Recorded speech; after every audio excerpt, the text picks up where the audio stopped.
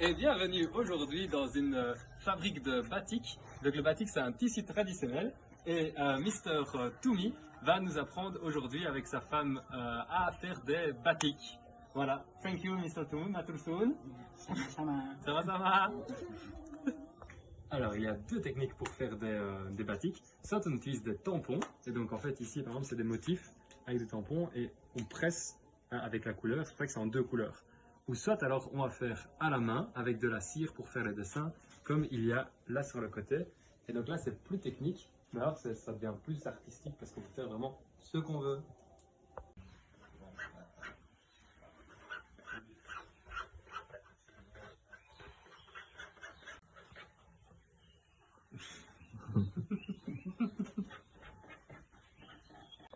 Donc ici pour la suite, nous avons en fait ici c'est de la cire fondue, je suppose que c'est une cire spéciale.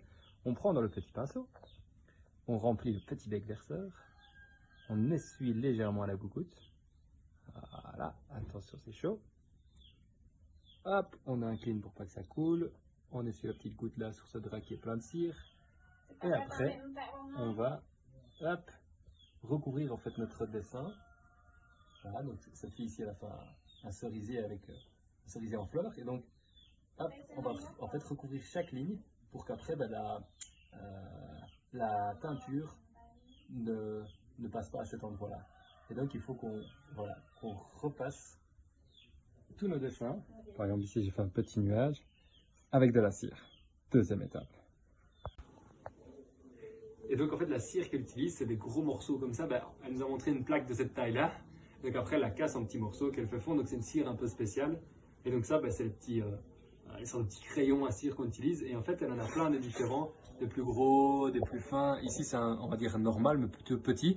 Il y en a avec 4 bouches. Enfin voilà. Donc ça c'est tout à fait spécifique pour justement faire couler la cire.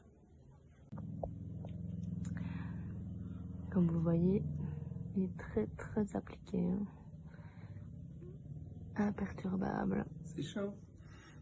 Alors une fois qu'on a la technique, on peut vraiment faire des trucs hyper précis avec plein de petits détails et tout. Ok, maintenant que mon magnifique dessin est terminé, enfin où on a mis de la cire sur tous les contours, on va maintenant peindre et c'est là qu'on va se marrer. Donc ici, elle est en train de peindre ces petites fleurs. Ça va être joli tout ça. Nice. Et donc, comme vous voyez, ça avance bien. Il y a même plusieurs couleurs et ça va devenir plus clair en séchant. Chouette, ça se passe comment? Je suis plutôt fière de moi. Et maintenant, la petite merveille sèche au soleil. Oh, il n'y a même pas de fleurs chez moi. Waouh, Que des nuages et des feuilles. ça donne bien. Ah, attends, tu filmes toujours? J'ai ici un superbe habit traditionnel. C'est sarong? Yes, il y a un sarong pour l'occasion, pour ne pas salir mon short. Après, on recouvre, donc une fois que c'est bien sec, vous voyez la couleur a déjà changé. On recouvre avec un genre encore de cire, je pense, pour fixer la couleur dans le tissu.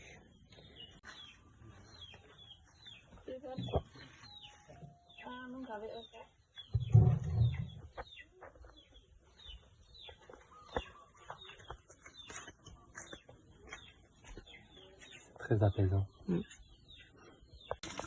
Avant-dernière étape, on va donc le nettoyer avec de l'eau. Et puis on va le faire bouillir. Mais d'abord le nettoyer, là c'est un peu comme du papier. Et on va le nettoyer jusqu'à ce que ce ne soit plus du papier. Isn't that Belgia language? Yes. Yeah. Donc il y a l'eau qui devient toute bleue parce que ça perd un peu de la couleur. Voilà. Regarde, celui-là il a déjà changé à fond, là c'est déjà du petit. Yeah.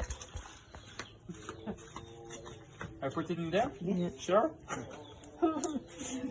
Et donc, dernière étape, on va prendre les batiks et on va les mettre dans l'eau bouillante. Voilà. Adieu petit batik. My turn. Okay. Et alors on va... Pull up. Yeah, like this. Oh. Alors, je suis pas sûr que c'est de l'eau, mais... C'est de l'eau noire? Oui. Ok. Bien. Voilà. Waouh. Donc, une fois que le tissu est bien passé dans l'eau bouillante, on va encore le relaver.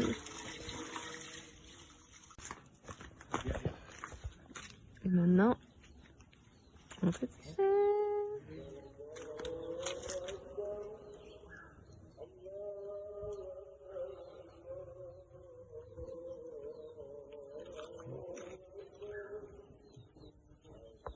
Alors aujourd'hui nous avons appris à faire des batiks, mais on a encore beaucoup de progrès à faire quand on voit le travail de Madame Touni. Alors ici donc je suis habillé avec un superbe batik, mais il y en a beaucoup d'autres. Son travail est vraiment magnifique et nous avons encore beaucoup de progrès à faire.